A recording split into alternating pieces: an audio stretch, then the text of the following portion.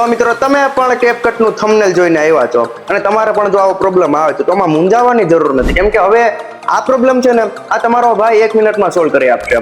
તો એના માટે તમારે માત્ર ને માત્ર ફી ચૂકવવી પડશે.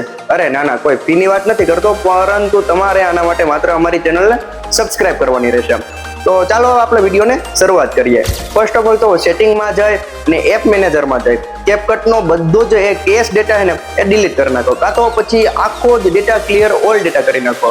ત્યારબાદ તમે જે VPN યુઝ કરો છો ને એમનો પણ સેમ એવી રીતે જેમનો ડેટા ક્લિયર કરી નાખો અને પછી એકવાર મોબાઈલને રિસ્ટાર્ટ કરી ફરીથી VPN કનેક્ટ કરી અને ત્યારબાદ કેપકટ ચાલુ કરવાનો પ્રયત્ન કરો.